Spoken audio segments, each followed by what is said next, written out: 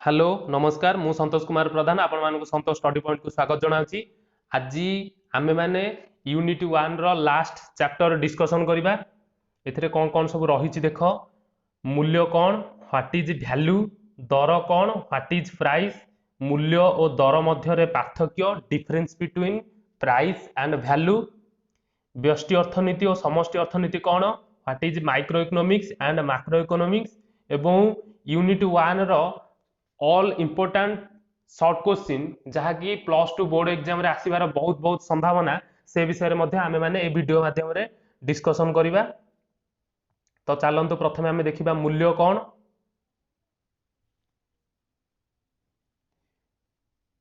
मूल्य कौनसी पदार्थर अंतर्निहित गुण को बुझाई थाए। मूल्य कहले कौनसी जिंस भितर थिबा अंतर्निहित गुण जहा द्वारा आमे परितृप्ति लाभ करिथाउ, उपयोगिता पाइथाउ, ताहाकू मूल्य कुहा जाए।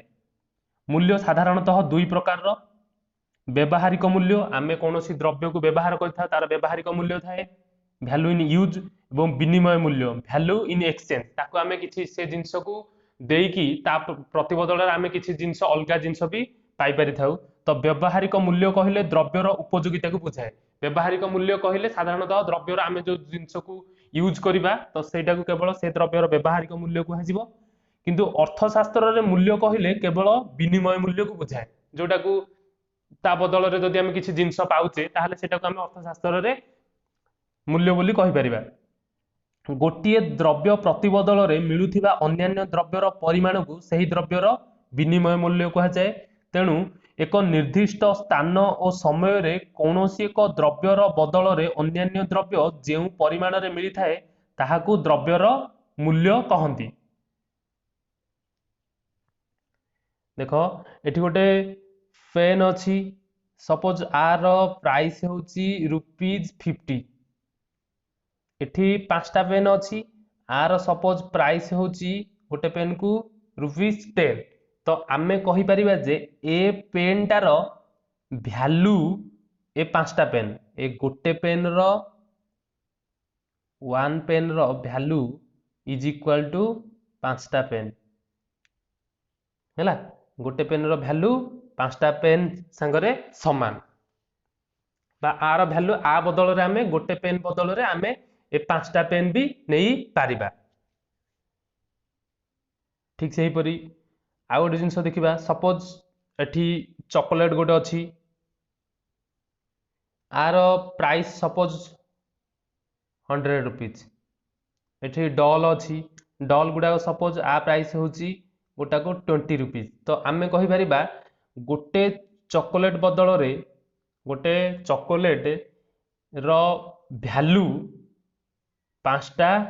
डॉल सह समान हैला।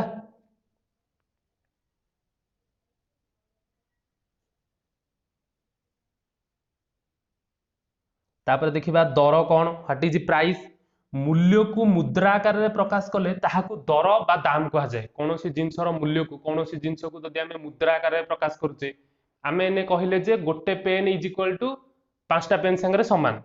5टा पेन ता वैल्यूटा। तो आमे जदि कहिबा गोटे पेन रो प्राइस होची 50 टंका, सेटा होची तार दर हैला। तेणु दर मूल्यर मौद्रिक परिप्रकाश कहले अतृप्ति हेबो नाही। दर होची मूल्यर मौद्रिक परिप्रकाश। कौनसी द्रव्यर विनिमय रे जेउ परिमाणर अर्थ मिली थाए ताहाकू द्रव्यर दर कहा जाए। कौनसी जिंस विनिमय रे बिक्री करिवा द्वारा आमे जदि किछि अर्थ पाइ थाउ सेतिरु, ताहले ताकू आमे कहिबा द्रव्यर दर बोली हैला।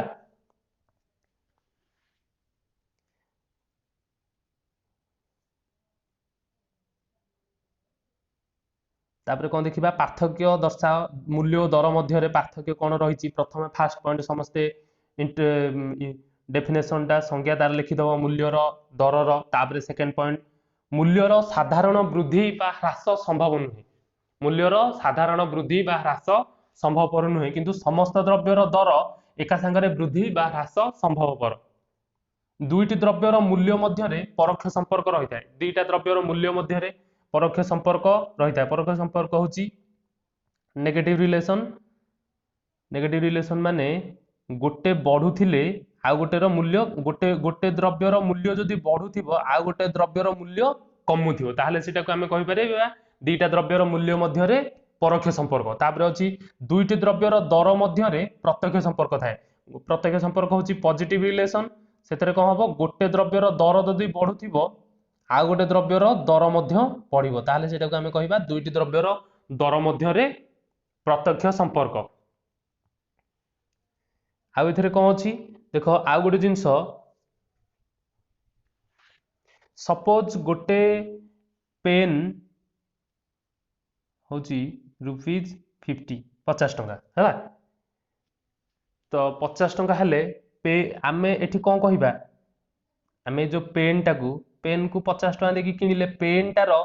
आर प्राइस होची केते दर इटा प्राइस होची केते 50 टंका तो आमे कहि परिबा कलमर मूल्य 50 टंका बा कलमर मूल्य 50 टंका बा 50 टंका रे आमे गोटे पेन पाउचे कलमर मूल्य 50 टंका बा 50 टंका रे आमे गोटे पेन पाइबा हला जदि एठी कोन होची कलमर मूल्य ए जो 50 टंका रे गोटे पेन जो मिलुची कलमर मूल्य जदि बा दर तार जदि कमी जाए कलमर दर जदि कमी जाउची प्राइस जदि कमी गला 25 टंका हे गला हला प्राइस 25 टंका हे गले आमे एठी केतेडा कलम पाइबा ता बदल रे आमे 50 टंका जो अछि 50 टंका रे आमे केतेडा कलम पाइबा दीटा कलम पाउचे तो एथुरु आमे कोन जानिले एठी कोन होची एठी 50 टंकार मूल्यटा ए जो 50 टंकाटा आर 50 टंकार मूल्यटा गोटे कलम रु दीटा कलम को वृद्धि पाइला तेणु आमे देखिबा जे जेतेबेले कोनोसी द्रव्यर दर कमुची कोनोसी द्रव्यर दर कमुची एठी कमिला द्रव्यर दर कमिले ताहार मूल्य केते होची बढ़ुची तार देखो द्रव्य दर कमी गला 50 रु 25 हे गला किंतु मूल्य बढ़ी गला 1 रु 2 हे गला हला 1 रु 2 हे गला तो एठी हमें कोन देखिले दुईटी द्रव्यर दर और मूल्य मध्य सबु बेले द्रव्यर दर आ मूल्य मध्य नेगेटिव रिलेशन थाए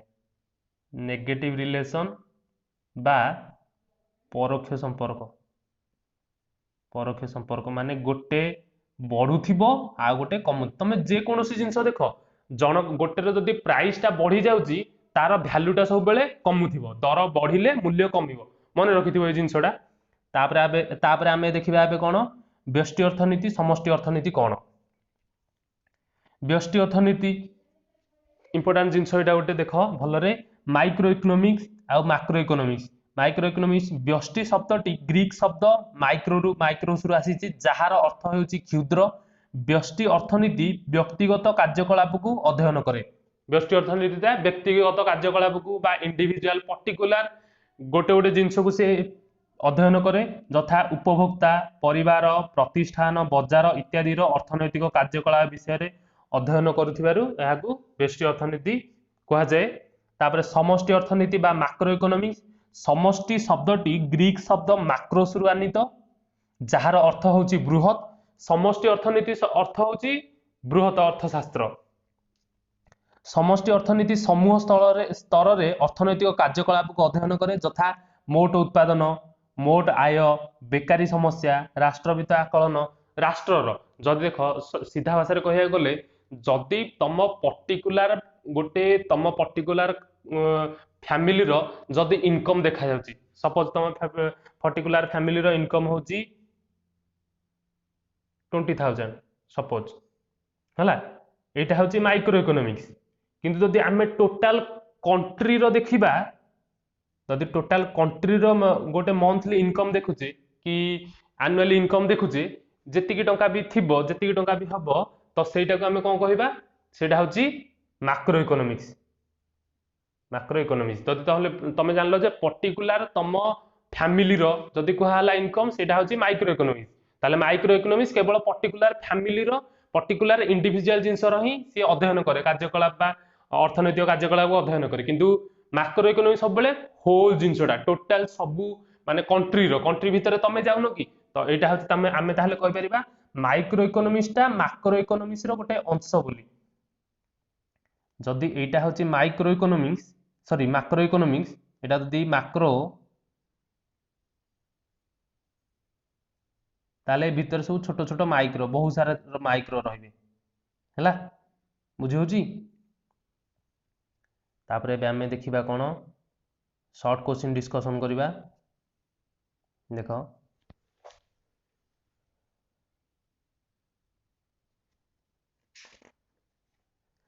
आडम स्मिथ को द्वारा प्रदत्त संज्ञा अर्थशास्त्र संज्ञा को क्यों संज्ञा कहा जाए संपद संज्ञा कल्याणकारी संज्ञार प्रवर्तक किए मार्शाल कहा को अर्थशास्त्र जनक कहा जाए आडम स्मिथ सब डिस्कशन कराई तमे भल भाव देख है आराम से करने को चेष्टा कर क्वेश्चन प्रथम देखिए निजे कर तापरे मु आंसर भी डिस्कशन कर दूची किसी असुविधा नहीं तापरे आंसर संगे देख जे जानि परिबो जे तमे केते भलरे पढिच तापरे रॉबिन्स को संख्या के उपादान उपरे पर्यवेसित स्वल्पता और मनोनयन द्रव्यर अभाव मोचनकारी क्षमता को कौन कहा जाए उपयोगिता निम्नोक्त केउ द्रव्यर उपयोगिता नहीं सिगारेट पचा अंडा औषध बही पचा अंडार नहीं सिगारेट रो अछि मद्यप जे सिगारेट आनुची ताकू से उपयोगिता दब औषध गोटे रोगी पाई अछि बही जने छात्र पाई अछि नदी कूल रे जल मुक्त द्रव्य जमी रे व्यवहृत हेउथिबा सार सार जोगु सार द्वारा कौन होची जमीर फसल उत्पादन होची ताहले एटा उत्पादक द्रव्य सूर्य किरण एक मुक्त द्रव्य कारण यार स्वल्पता नहीं यह प्रकृति बदत यार दाम नहीं उपरोक्त समस्त हवा आंसर डाक्तर सेवा एक खाउटी द्रव्य तुम पाई बही क्यों अत्यावश्यक जने आमे जने जेहेतु आमे ए विषय पढुचे आमे जने निश्चित रूपे छात्र तो आम पाई बही को अत्यावश्यक हबो दक्षता निमित्त अत्यावश्यक हमर एथरे दक्षता वृद्धि करिवो बही द्वारा गोटे छात्रर दक्षता एबिलिटी तार वृद्धि हबो तेंदुलकर क्रीडा नैपुण्य संपद नुहे कारण यार स्वल्पता नहीं अंतरीणता नहीं बाह्यता नहीं उपरोक्त समस्त यार बाह्यता नहीं क्रीडा नैपुण्यटा को आमे बाहर देखि परिबेनी तापरे कोणार्क मंदिर एक जातीय संपद अर्थशास्त्र रे दरर द्रव्यर मूल्य कहिले अर्थशास्त्र में सांगे सांगे कहली विनिमय मूल्य को बुझाए तापरे देखिबा मूल्यर मौद्रिक परिप्रकाश को कौन कहा जाए दाम कहा जाए कौन सी द्रव्यर दाम वृद्धि पाइले यार मूल्य कहली परोक्ष संपर्क बोली ताहले दाम जदि वृद्धि पाउची मूल्य ऑब्वियसली ह्रास हुए मिलित जातिसंघ एक आंतरजातीय संपद किए अर्थशास्त्र को संपद विज्ञान बोली अभिहित करथिले संपद विज्ञान किए कहिथिले आडम स्मिथ मार्शाल को संज्ञार नाम कल्याणकारी संज्ञा केउ अर्थशास्त्री स्वल्पता संज्ञा प्रदान करथिले प्रोफेसर लियोनेल रॉबिन्स केउ अर्थशास्त्री को अर्थशास्त्र जनक बोली अभिहित करा जाए आडम स्मिथ उपयोगिता कहा कहा जाए द्रव्यर अभाव मोचनकारी क्षमता को उपयोगिता कहा जाए सूर्यकरण केउ द्रव्यर अंतर्भुक्त सूर्यकरण होची मुक्त द्रव्यर अंतर्भुक्त संपदर दुईटी वैशिष्ट्य गोटे हूँ स्वल्पता आ गोटे हूँ उपयोगिता मूल्य कहले कौन बुझ मूल्य कहले एने आमे देखिले से जिनसटा को अर्थशास्त्र मूल्य कहले विनिमय मूल्य को बुझाए कौन सी द्रव्य बदल रे अन्य द्रव्य जो परिमाण रे मिली थाए ताहा हेउची मूल्य मानवीय अभावर दुईटी वैशिष्ट्य लेख मानवीय अभावर वैशिष्ट्य होची अभाव गुड़िक असीम किंतु एक निर्दिष्ट अभाव परितृप्त क्षम तुम पाई कलम केउ प्रकार केउ अभावर श्रेणीभुक्त दक्षता निमित्त अत्यावश्यक बा अत्यावश्यक अभावर अंतर्भुक्त मंत्री को पाई मोटर गाड़ी अत्यावश्यक अभाव दक्षता निमित्त तापरे अर्थशास्त्र द्रव्य कहले कौन बुझ अर्थशास्त्र रे द्रव्य कहले मानवीय अभाव को परितृप्त करुथिबा समस्त भौतिक और अभौतिक पदार्थ को अर्थशास्त्र रे द्रव्य कहा जाए संपद कहा कहती संपद मानवीय अभाव को प्रत्यक्ष बा परोक्ष भाव परितृप्त करुथिबा समस्त ईप्सित द्रव्य हेउची संपद डाक्तरंक सेवा संपद की डाक्तरंक सेवा संपद नुहे कारण यार बाह्यता नहीं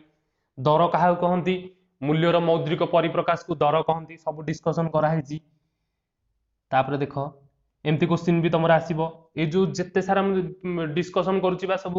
कहूँ सबुतिक क्वेश्चन माने एई टाइप रो क्वेश्चन ही तुम एग्जाम रे आसीबो हला गोटे देइथिबो निम्नलिखित उक्ति गुड़ी को ठीक की आवश्यक स्थल रेखांकित पद गुड़ी को परिवर्तन न करी संशोधन कर माने ये जो गार पड़ी अंडरलाइन से गुड़ा को आम चेंज करियानी बाकी सब दिग चेंज करिया देखिबा जदि ठीक थिबो ठीक मारिया नले जोड़ा भूल थिबो सेगुडा को माने सेटा रहिकी बाकी सब दिगो चेंज करिबा। तो एथरे कोन होची आडम स्मिथ अर्थशास्त्र को कल्याणकारी विज्ञान रूपे अभिहित करथिले ना आडम स्मिथ नुह मार्शल अल्फ्रेड मार्शल मार्शल को अर्थशास्त्र जन्म कहते ना आडम स्मिथ को अर्थशास्त्र स्वल्पता संज्ञा मार्शल देथिले ना अर्थशास्त्र स्वल्पता संज्ञा रबिन्स देथिले। गंगा नदीर जल संपद नुहे गंगा नदीर जल संपद